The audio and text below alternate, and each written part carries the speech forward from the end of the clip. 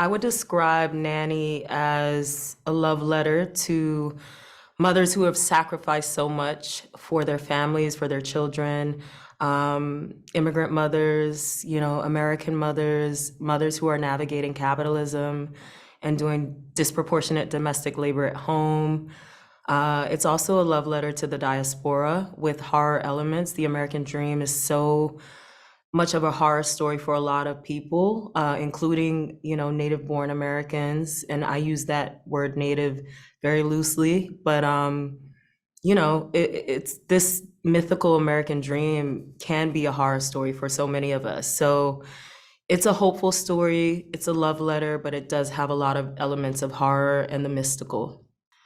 So Nanny originated very loosely on pieces of my mother's story. My mother's name is Hannah Khoury, and she's Sierra Leonean. She met my father, who's also Sierra Leonean, in America, and made a lot of sacrifices. So she's highly educated, she's self-published 2 novels, she's owned a business, and yet had to diminish her light in order to access work that was accessible to her.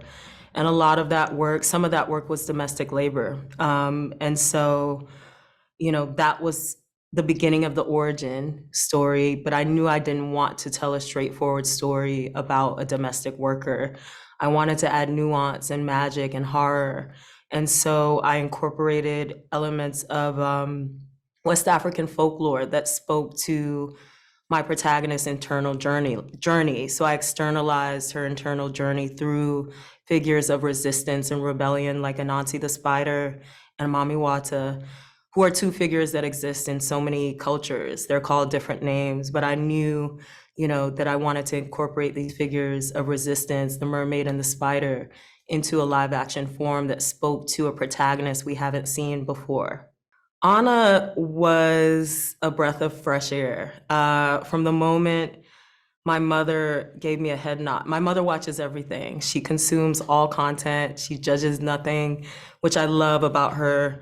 And I think that I took on the filmmaking bug by osmosis because of her love for cinema.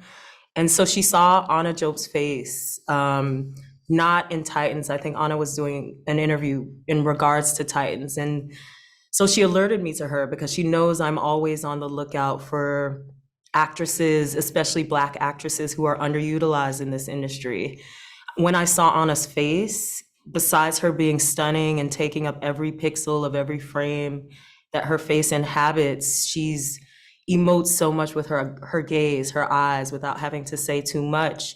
And so her humility in going through the process of auditioning and showing that she was not only gorgeous, but she had the breadth and the depth to encompass a complicated role like this, really cemented my collaboration with her. The journey of Nanny premiering at some of the most, top tier film festivals on this journey has been very affirming and very humbling simultaneously. I often say that I have full faith in my ability as a storyteller, as a filmmaker, my ability to identify collaborators who can bring my vision to life in a gorgeous, brilliant way. But oftentimes I lose faith in the system itself. And so to be acknowledged by some of the most reputable institutions has been immensely affirming and encouraging in order for me to continue telling the stories that are not always easy to bring to the screen. Okay, so bringing Nanny to global audiences has felt very justifiable because I intended to make a global film. I think that, what does it mean to be American in 2022 and beyond?